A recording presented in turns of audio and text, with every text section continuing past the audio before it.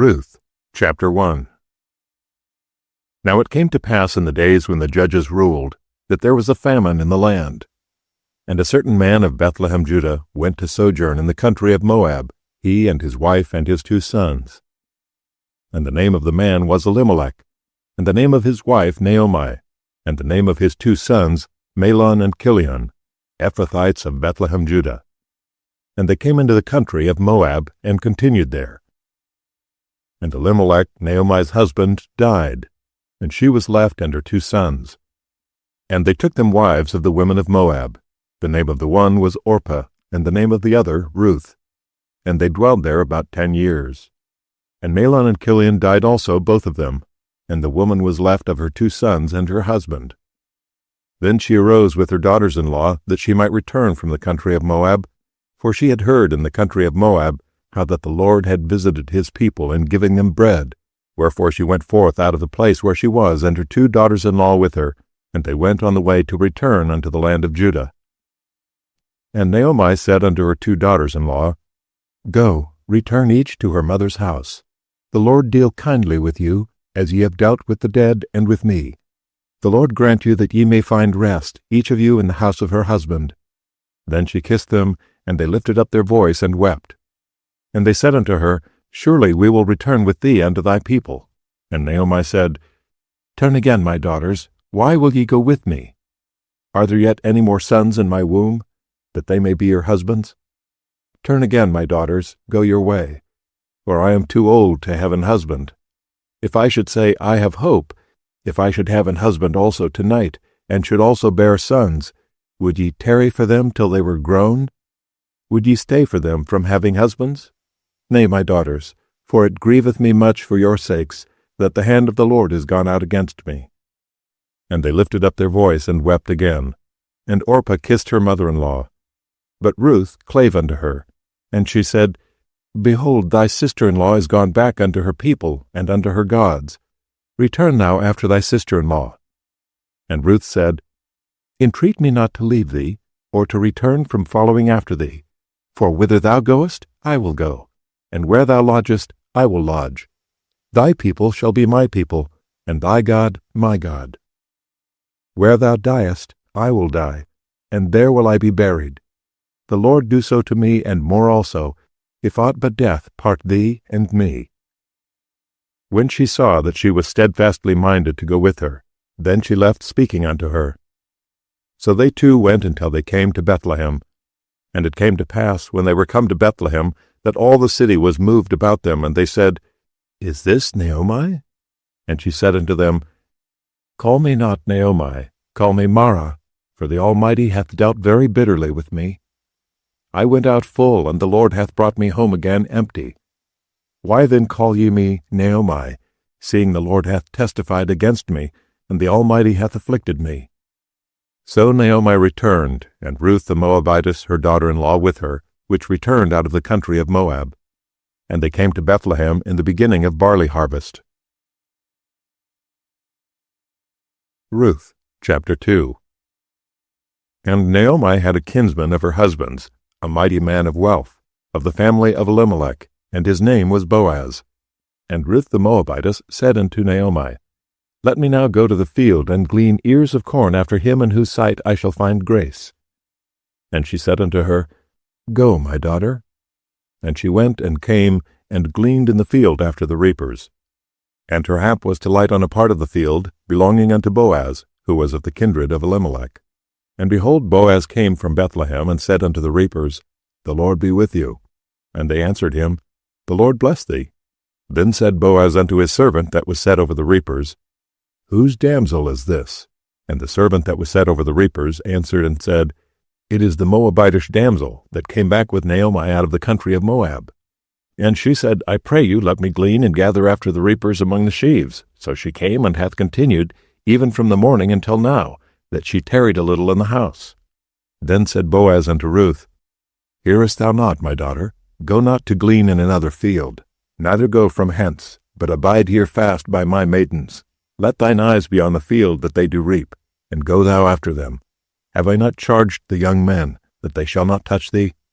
And when thou art athirst, Go unto the vessels, and drink of that which the young men have drawn. Then she fell on her face, and bowed herself to the ground, and said unto him, Why have I found grace in thine eyes, that thou shouldest take knowledge of me, seeing I am a stranger? And Boaz answered and said unto her, It hath fully been showed me all that thou hast done unto thy mother-in-law since the death of thine husband, and how thou hast left thy father and thy mother, and the land of thy nativity, and art come unto a people which thou knewest not heretofore. The Lord recompense thy work, and a full reward be given thee of the Lord God of Israel, under whose wings thou art come to trust.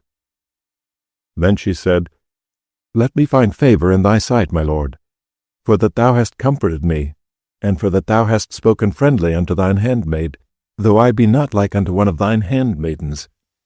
And Boaz said unto her, At mealtime come thou hither, and eat of the bread, and dip thy morsel in the vinegar. And she sat beside the reapers, and he reached her parched corn, and she did eat, and was sufficed, and left. And when she was risen up to glean, Boaz commanded his young men, saying, Let her glean even among the sheaves, and reproach her not, and let fall also some of the handfuls of purpose for her, and leave them that she may glean them, and rebuke her not. So she gleaned in the field until even, and beat out that she had gleaned, and it was about an ephah of barley. And she took it up and went into the city, and her mother-in-law saw what she had gleaned, and she brought forth and gave to her that she had reserved after she was sufficed. And her mother-in-law said unto her, Where hast thou gleaned today, and where wroughtest thou? Blessed be he that did take knowledge of thee. And she showed her mother-in-law with whom she had wrought, and said, The man's name with whom I wrought today is Boaz. And Naomi said unto her daughter-in-law, Blessed be he of the Lord, who hath not left off his kindness to the living and to the dead. And Naomi said unto her, The man is near of kin unto us, one of our next kinsmen. And Ruth the Moabitess said, He said unto me also, Thou shalt keep fast by my young men, until they have ended all my harvest. And Naomi said unto Ruth her daughter-in-law, It is good, my daughter, that thou go out with his maidens, that they meet thee not in any other field. So she kept fast by the maidens of Boaz, to glean unto the end of barley harvest and of wheat harvest, and dwelt with her mother-in-law. Ruth, chapter 3. Then Naomi her mother-in-law said unto her, My daughter, shall I not seek rest for thee, that it may be well with thee? And now is not Boaz of our kindred, with whose maidens thou wast? Behold, he winnoweth barley tonight in the threshing floor. Wash thyself therefore, and anoint thee, and put thy raiment upon thee, and get thee down to the floor. But make not thyself known unto the man, until he shall have done eating and drinking. And it shall be when he lieth down, that thou shalt mark the place where he shall lie, and thou shalt go in, and uncover his feet, and lay thee down, and he will tell thee what thou shalt do. And she said unto her, All that thou sayest unto me I will do. And she went down unto the floor, and did according to all that her mother-in-law bade her.